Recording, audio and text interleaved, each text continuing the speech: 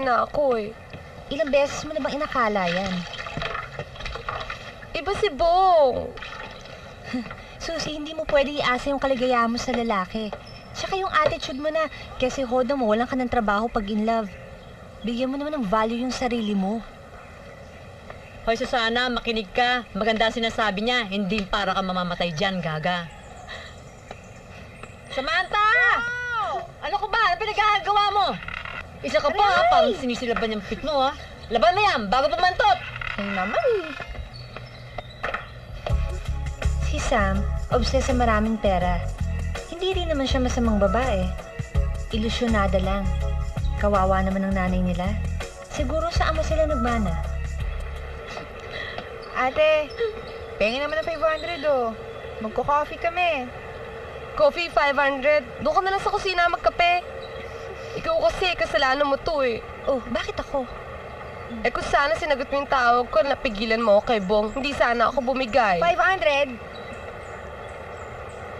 Ito na 100. Tama na yan. Masama sa'yo kape. Sige na nga. O ikaw na maglaban na. Babantot yun eh. Kuripot. Magpapaalam ka ba sa akin kada kagagawa ng milagro? Susie, it's a matter of control. Ginamit ako na nga ng muscle control eh. Pero hindi pa rin nasiyahan.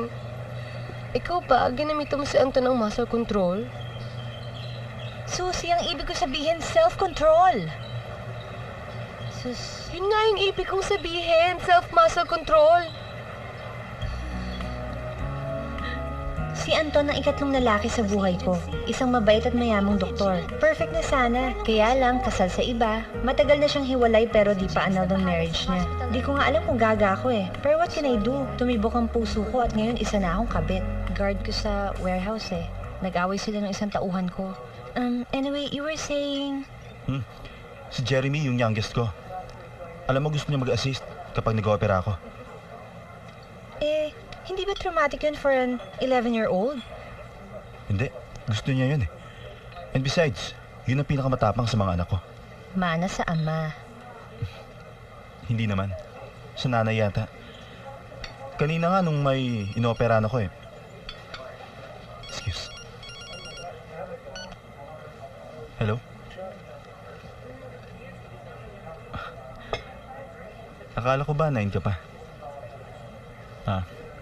I see. Sige, mga 30 minutes. Bye. May emergency ka? Hindi.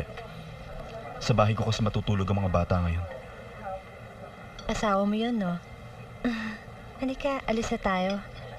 Tignan mo to. Just finish your coffee first. Baka pinangalang ang pa-date ko sa'yo eh. Baka isipin mo naman kuripot ako. Cheap date ako. Excuse me, ah.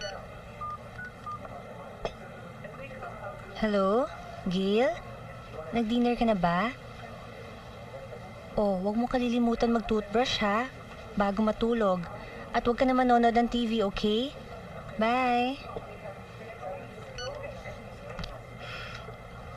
Hirap talaga ng sitwasyon natin, oh. Puro nakaw na sandali. Parang pelikula. Kailan kaya natin may schedule ng sex? Lagi ko na nga naiisip eh. Magtagpo muna kaya talaga yung mga schedules natin. O baka naiinip na yung anak mo. Tsaka baka naghihintay na yung misis mo. Hiwalay na kami. Asawa mo pa rin siya. Tara, let's go.